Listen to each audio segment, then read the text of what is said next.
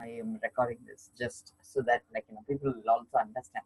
The thing is, I was watching a video from India.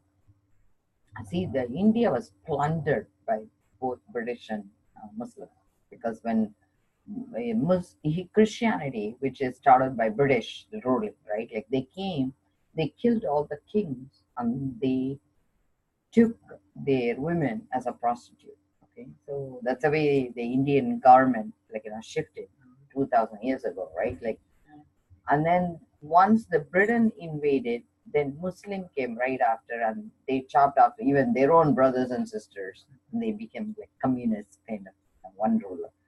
So because of that, the Indian thing fell apart. We like kind of mushroomed out. People like, it's like how you have underground railways, same way. People who had faith, kind of like had to go under. Seriously, you cannot be vocal about your religion. You cannot be people were like murdered left and right. And actually, there was a I didn't know whether I saved it in WhatsApp. They posted a picture of people tied to cannon, and their faces masked, and they were when the cannon fires, they were blown apart. And I mean, it just saddened me when I saw that, what all our ancestors went through, but I might not have saved it because I don't like to save like bad images. I feel it's not worth it. But the reason I'm bringing it up is the only thing that kept Indians going is the faith. Only thing, actually, I really focus on this. That's what I bring it to you guys, because it's not about religion at all. When I came here, I got married to my husband who's in recovery. I never understood what addiction was. We got married 21 years ago. We knew 21 years ago each other. And I'll say 20 and a half we have been married, so it's like a little bit, around 20 years. But the thing that first I had to understand is what the problem is. See, that becomes a nightmare itself. Because he thought I was the idiot, and I didn't understand why he thinks I'm an idiot. Because I here went to medical school, I'm a doctor. But he thought like I was stupid, I didn't know what I was doing. But Indians don't talk back out of respect, not because we don't understand. We know perfectly what we are doing. But I think the Western world assumes that as timidity. See, the problem is, right, there is a conclusion they arrive. Just because we don't talk your language doesn't mean we are an idiot. Just because we don't understand your culture doesn't mean I'm an idiot, right? So that was a fascinating part. So first few years were a nightmare in my marriage. And then finally, when he called, when I was pregnant with my youngest one, because I didn't understand what is this guy about. Because he'll give me some rules and he'll forget it. If I meet that rule, I'll make new rule.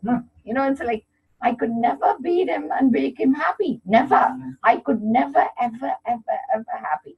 I will work 36 hours. I'll come, surgical residency. I'll come home. And I'll say, hey, do you want to spend some time together? I will be exhausted.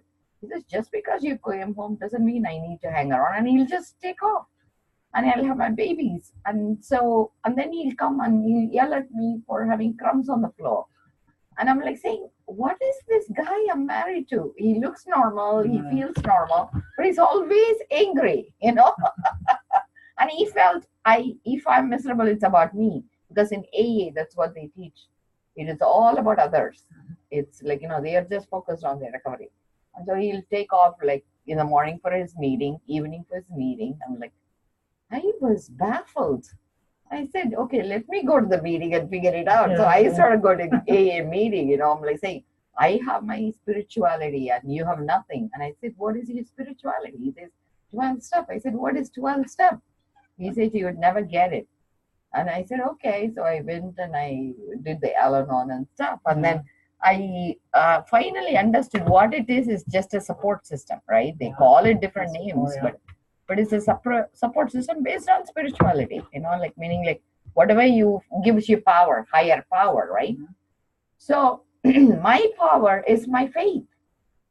Mm. But he doesn't want to acknowledge because he feels it's pagan worship, which is not right. It's all about breathing space, holding a space of happiness inside. But he didn't understand. So I said, Keith, I said, what do I need to do to tell you I know what I'm doing?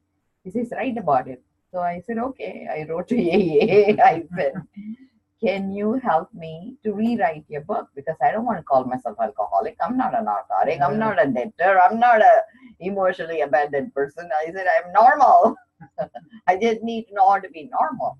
So then they said, okay, rewrite. Then I wrote to my spiritual teachers and I said, hey, I need to rewrite it. What is one word I can use instead of saying I'm this, that, that? They said the only thing that separates human from demon is their mind. He says you really need to shift their thinking. That's all. You need to let them first to think like them. You need to not think first. You need to become an empty bamboo. They said the thinking for us is from belly button to throat. That's why you keep talking, talking, talking. He says keep silent first. When you are silent, you will be able to listen to yourself. What's your agenda? When you're silent, listen to them. So you're not talking back. And really understand why is that they are saying all those things. Because some of the thing they say is for them, but they want me to enforce it on me first so they can see theirs is working, and then they will implement. So my teacher said, so listen to them to understand what they want and then talk to that listening so you can influence them. And once you influence them, you will be able to shift their thinking and achieve your goal, which is oneness. I essentially want to live together in harmony. But actually to implement that, it took me 14 years. 14 years, seriously. And even now, like last week, actually, we had a problem. And I feel I know what I'm doing. And I told finally Keith, I said, what you really need is a saint. And so I went and I got ordained. I got ordained. I came back. It's called Rishi. But still, he doesn't get me. Even last week, we were traveling. I think now I'm raising adult kids. So it seems my children didn't want me to ask them where they're going to hang out at night. They would rather dad ask. But I was at home and I said, it's dangerous for me not to know where you guys are. I'm not even asking them to say, can you give me permission? But I said, would you at least tell me where you're going to be so that I'll know where, when you're going missing, where to start, right? Because my husband tells me in front of my kids, shame on you. You don't even know where your kids are. But I felt if I'm parenting, you should have confidence in me. So since he says shame on you, my kids take the stance that I am not interested in their life. So it's like both sides are pressuring me. So I asked my son, can you tell me? He refused. So I was bringing them back last week, actually, I was bringing them back from New Hampshire. When he didn't tell me, I said, I'm going to turn back the car. Because my husband always vacation. Today he's in New Hampshire and he's not around, but he will enforce his rule, remote control. He'll remote control me. I'm his remote control because he'll give me rules and I have to follow at home. This is the craziest life I've lived because in India, nobody treats them like that. So I tell my kids, I'm going to turn back. He jumped out of the running car. So I had to call the police. And you know what police told me? They're going to arrest me for transporting a child who is adult and I will be considered kidnapping. 18-year-old and above, if I transport against their will, they would have to arrest me, it seems. So I came back and I told Keith, I said, and he tries to give them rules, remote control, right? Put the phone to mom. And he was mad at me for calling the police, And I'm telling him in crisis, I don't need your opinion from remote. I have to manage because he can come and say, you hurt my child. I cannot, he's like a loose cannon. I can never believe him. I have no idea what he will do to me. So knowing all that, I have to really be up on top of my game, so to speak, because he has a alcohol brain. So in alcohol brain, they have gaps. They'll make up stories to fit in with what is right for them. Because when I ask him, did you do that? He says, I'm not capable of it. That doesn't mean he didn't do it. He didn't remember, but he wouldn't say it in a way because he's very spiritual. So with spirituality, you need to accept, like there are blackouts, and you need to accept it that he's not capable, but we don't know which being occupies in middle. So that's why my teacher said use the word unwholesome, because when they are in that space which is not wholesome, then they are demons. But then they become normal too. So you have like both pieces living together, bad wolf and good wolf, right? So I'm telling him afterwards, like, I told him I'm not going to wear the wedding ring anymore because this wedding is not working. But I said I'll be a common law wife. He said to me, get out of my home. And I said, okay, when do you want me to leave?